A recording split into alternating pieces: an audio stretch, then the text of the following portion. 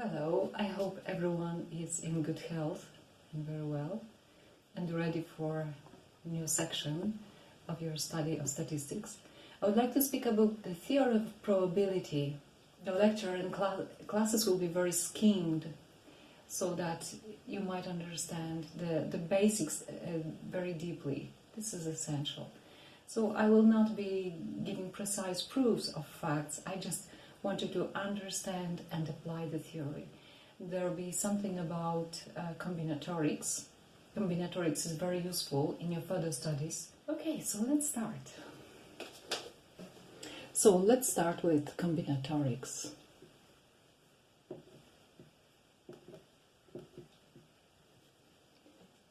Okay, first, what do we mean by factorial? Definition of factorial is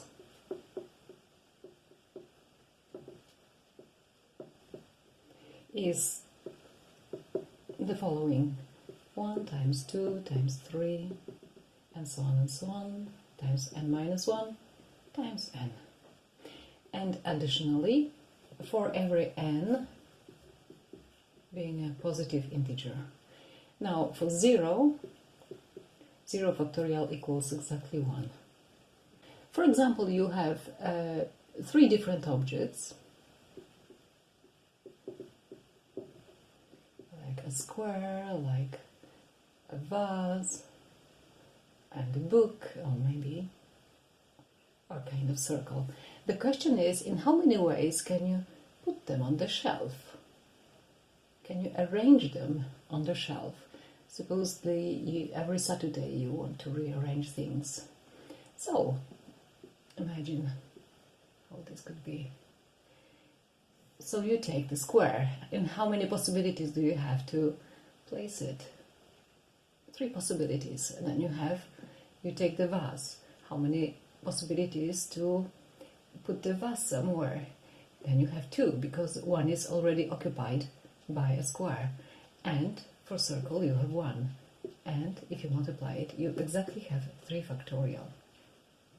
Okay? So practically n factorial means in how many ways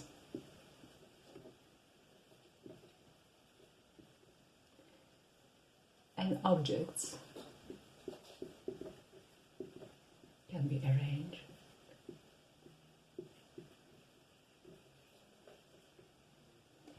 Okay, definition 2. You'll be using it quite often. What do you mean that n choose k? Well, the name speaks for itself. This is the so-called Newton symbol, n choose k. We calculate in the following way: n factorial over k factorial times n minus k factorial. N choose k. What does it mean? Supposedly there were 5 students.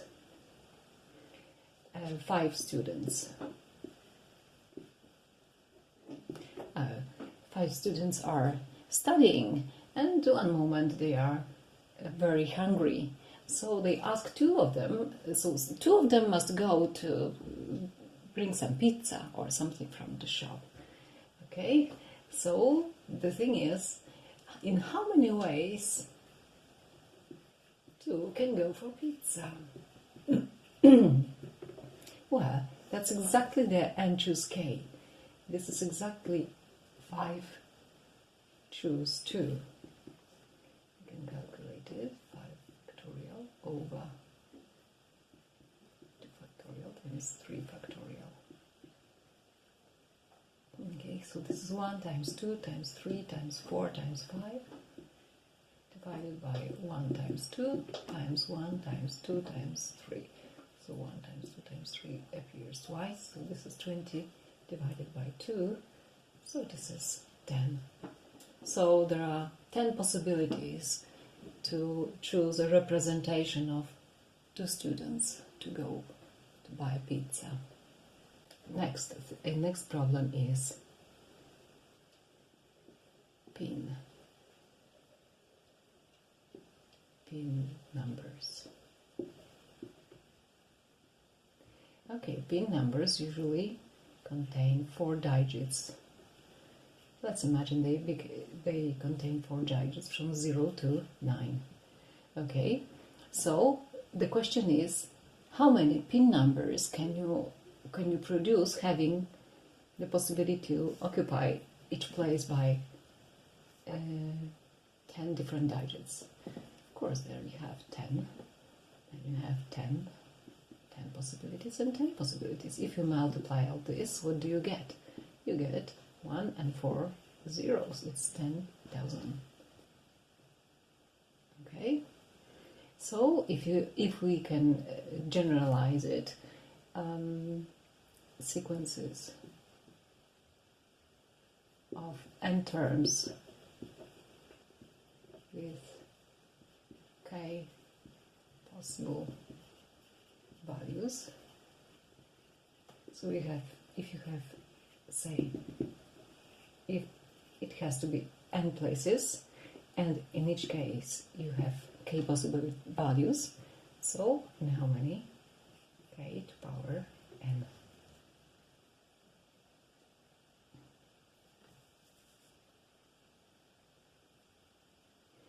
Okay, if you understand this, pause for a moment and answer the question. Question 1. In how many ways?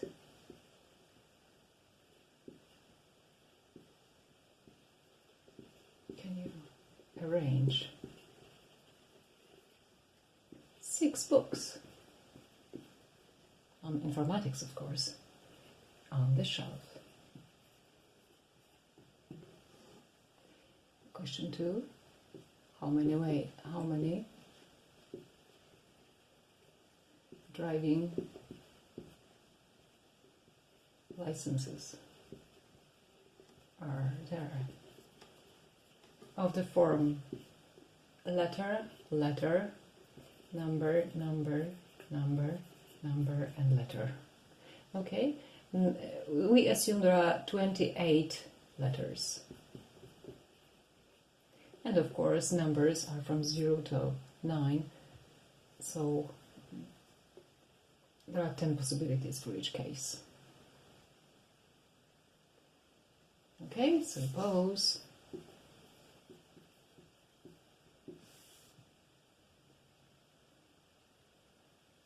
Okay, so what's the answer? The first answer is 6 factorial, which is 1 times 2 times 3 times 4 times 5 times 6. This is 20. This is 6. This is 102. 120 times 6. This is 720. Okay, the factorials grow very fast, as we can see.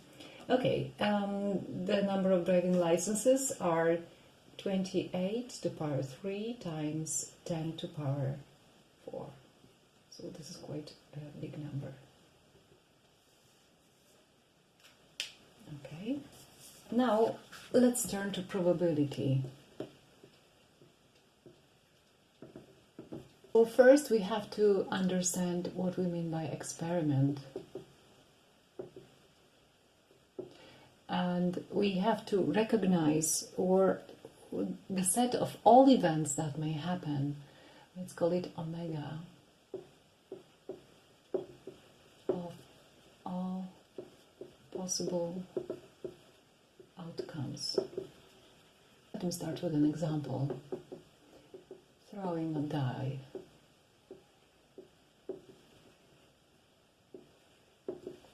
If you throw a die with faces from 1 to 6, the set of omega could be exactly 1, 2, 3, 4, 5, and 6. Okay? So what do we mean by event? Event is any subset of omega. Any subset of omega. In other words, we consider all possible measurable subsets of omega. Here in this case, this is very, very simple to list all the possible subsets. And what shall we mean by probability? Okay, having a subset of omega, the classical definition of probability is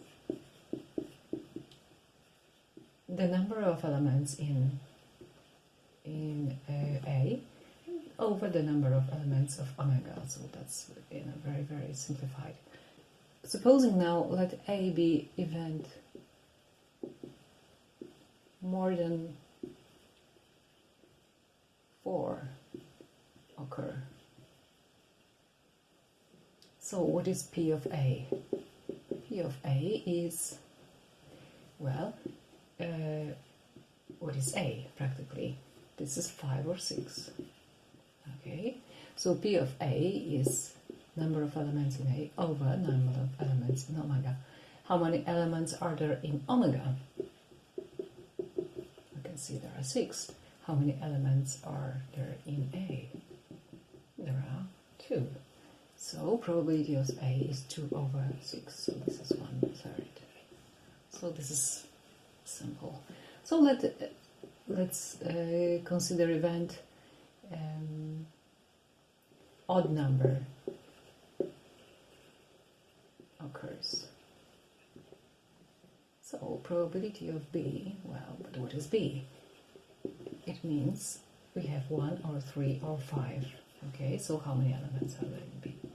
Practically 3. So P of B is number of elements in B over number of elements in omega. So this is 3 over 6, so this is 1/2. So I hope you understand. That was quite easy. So by this example, I hope you can see that in probability, what really matters is to define the following thing. You have to define omega, the set of all possible outcomes. You have to define the set of events, let's call it F. More abstractly, it's a sigma field of measurable subset of omega, but we don't have to dwell on it now. And we have a function of probability. Probability is a function defined on F with values. What could be the possible values? The possible values are between 0 and 1. Okay, so to each event we map to some number between 0 and 1. Okay, a little